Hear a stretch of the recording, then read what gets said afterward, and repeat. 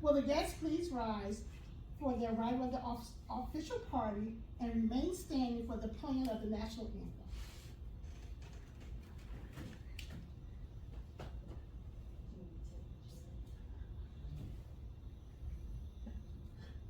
The official party is now arriving. The national anthem.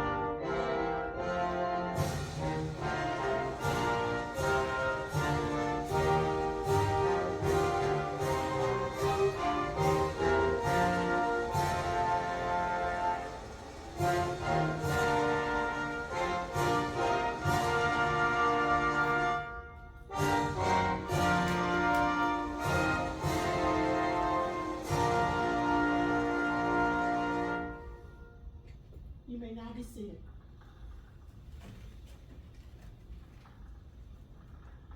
Thank you all for attending today's awarding ceremony for Mr. Marvin Etheridge and Mr. Kyle Clark. Today's ceremony recognizes Marvin and Kyle swearing their oath of office.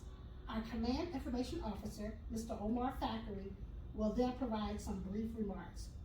We will conclude the ceremony with a 3-minute video from our former Chief of Naval Personnel, Vice Admiral John B. Norwell Jr. Afterwards, you are welcome to join us for some refreshments. The purpose of this ceremony is to celebrate these two individuals who have sworn in or are about to sworn in for their oath of office, a formal requirement unique to both civil and military service. Colin Marvin both know, since we discussed this fully, I, Omar, am not authorized to administer the official oath. Therefore, I will read the oath to you. Gentlemen, I will support and defend the Constitution of the United States against all enemies, foreign and domestic, that I will bear true faith and allegiance to the same, and that I take this obligation freely, without any mental reservation or purpose of evasion, and that I will well and faithfully discharge the duties of the office in which I'm about to enter. So help me God. Gentlemen, please take your seats.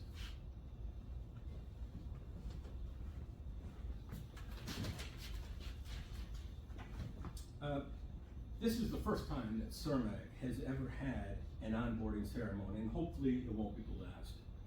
In the future, hopefully, supervisors will be able to swear in their new onboards. So why is this so important?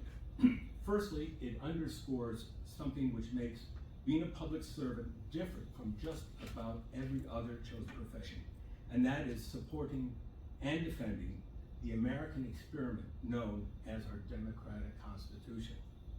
Today, we witness these two young men embark upon what will hopefully be a long and rewarding careers, full of ups and downs, successes and failures.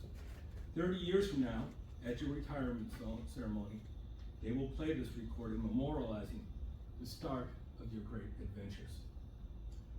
In welcoming you to our Navy family, I'd like to leave that to someone who can do a much better job of it, and that is Vice Admiral Knoll. After the Admiral's address, please join us for some cake and welcome our new civil servants.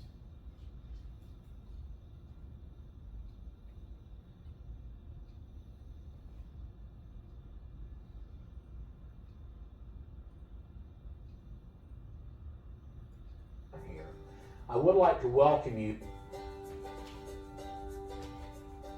Shipmates, hello. I'm John Nowell, your Chief of Naval Personnel, or CNP. We use a lot of acronyms around here. I would like to welcome you to your new adventure of serving in the United States Navy as one of our civilian shipmates.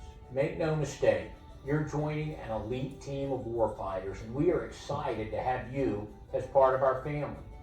Each of you come from different backgrounds and bring a unique set of knowledge, skills, and ideas that we will need to leverage in strategic competition.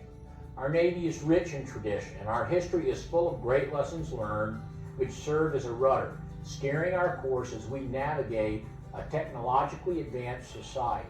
We are in an age of information warfare, integrating space, cyber, networks, and data, and you will help us learn and leverage technologies and adapt the way we fight. You are a critical part of a highly capable combat-ready team, one that includes active duty and reserve sailors, fellow Navy civilians, and our families. And our competitive advantage has narrowed over the last decade, and to ensure that we maintain the edge over our adversaries, we are counting on you. Everything we hold near and dear, our freedoms, our democracy, the safety and security of our nation, is dependent on us as a team to succeed. You are joining a cadre of over 200,000 Navy civilians working in more than 500 different job specialties, conducting groundbreaking research, supporting strategic planning, and running our bases.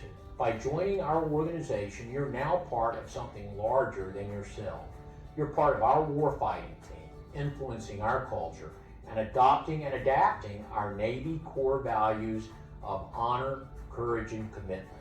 They serve as the backbone for everything we do as a Navy family. Sailors, civilians, and contractors alike. You have been provided content with information on our Navy culture and how we operate. It's a great introduction and will answer a lot of your questions. I highly recommend that you take the time to give it a thorough review. And like all of our sailors, we need you to achieve and maintain impeccably high standards, to learn quickly, to adapt rapidly, because circumstances change on a daily basis. Help us to drive smarter ways of doing business, and please take advantage of every opportunity to improve your knowledge base and skills, to integrate yourself more fully into your Navy command, to leverage your talents and experience, and to identify ways to make yourself a key member of the team. Whether in uniform or not, you are a member of our Navy team. I call you our civilian sailors, and I am so happy to welcome you aboard and to say thanks for your service and the service and sacrifice of your families. Have a great Navy Day. Thank you. That concludes our ceremony. Please join us for some cake and welcome our two new public servants, What's his civil name? servants. That's Marvin and Kyle.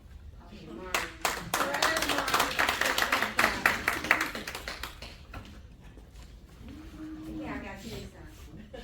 You wanna, We're not recording no more, not, right? right, No, it's still recording, I gotta stop it. how you stop it? I'm gonna edit it Yeah, later. come here.